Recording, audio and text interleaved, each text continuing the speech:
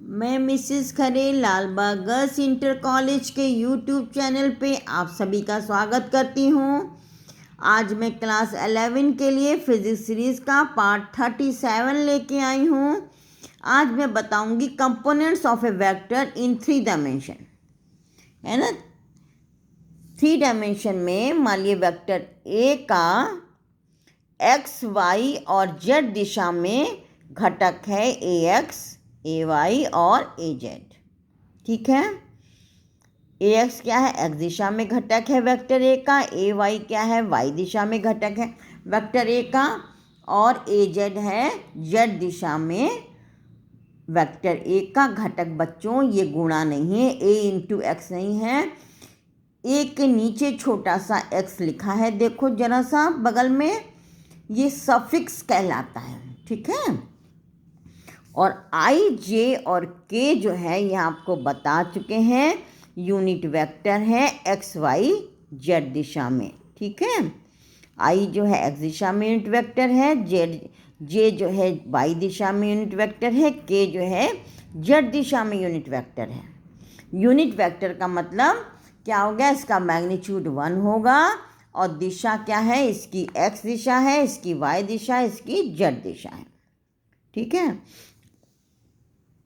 अब देखिए vector A को हम लिख सकते हैं ऐसे, ए एक्स आई प्लस ए वाई जे प्लस ए जेड के।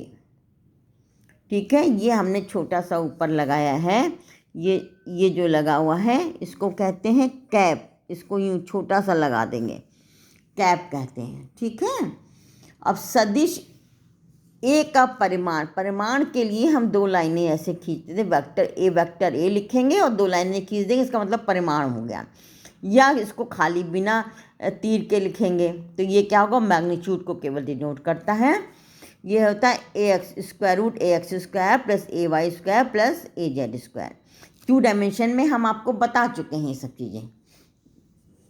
अब देखिए यदि वेक्टर ए एक्स वाई तथा जेड अक्ष से क्रमशः अल्फा बीटा और गामा कोण बनाता है, यानी वेक्टर ए एक्स दिशा से अल्फा कोण बना रहा है, वेक्टर ए वाई दिशा से बीटा कोण बना रहा है, वेक्टर ए जेड दिशा से गामा कोण बना रहा है, तो कॉस अल्फा बराबर ए एक्स अपॉन ए,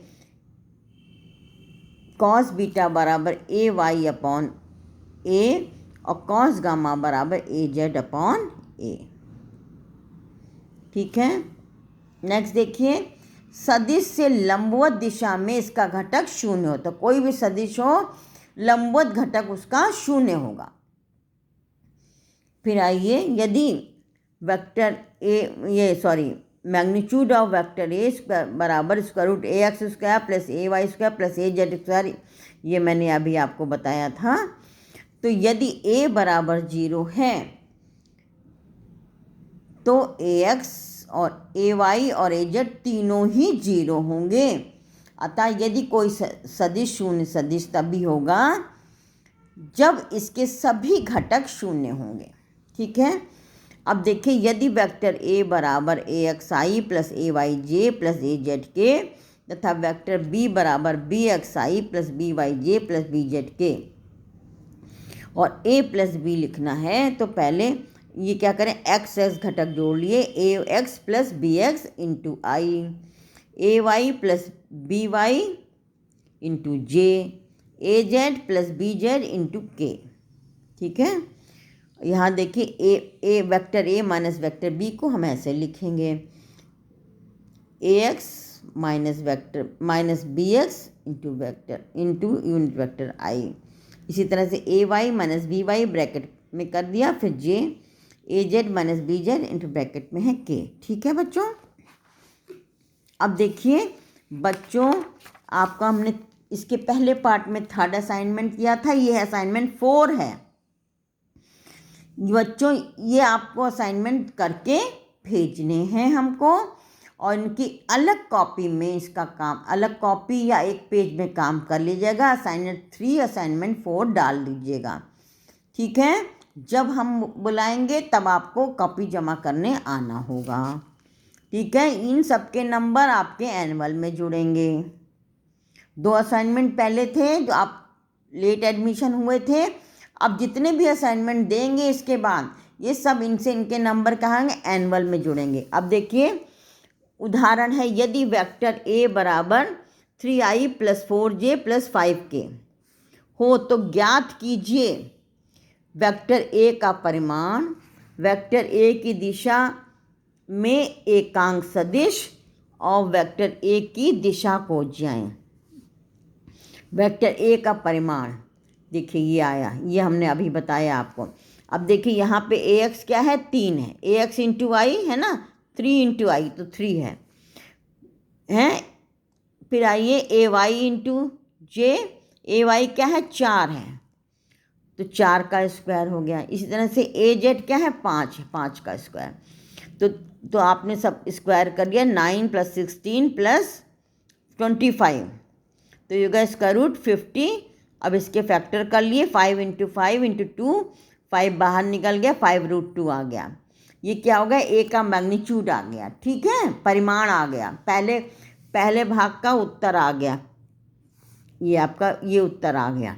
फिर है ए की दिशा में एकांक वेक्टर, वेक्टर ए की दिशा में एकांक वेक्टर, इसको ऐसे लिख देते हैं, ए के ऊपर कैप लगा देंगे, इसका मतलब यूनिट वेक्टर ए की दिशा में, तो vector A upon magnitude of vector A. एकांक वेक्टर मैंने सब शुरू में बताया था जब वेक्टर के प्रकार बताए थे, है ना, तो वेक्टर ए पूरा लिख लिया और मैग्नीट्यूड से डिवाइड कर दिया, ये आपका यूनिट वेक्टर हो गया ए की दिशा में। फिर आइए फिर दिशा को जाएं, कॉस अल्फा ए एक्स अपॉन ए एक्स क्या है 3 है, देखिए ए एक्स क्या है 3 अपॉन ए क्या है 5√2 अभी निकाला। कॉस बीटा बराबर ए वाई अपॉन ए 4/5√3, ए वाई क्या है 4 है। इसी तरह से कॉस गामा बराबर ए जेड अपॉन ए 5/5√2 1/√2, ठीक है बच्चों। अब आइए उदाहरण 2, यदि सदिश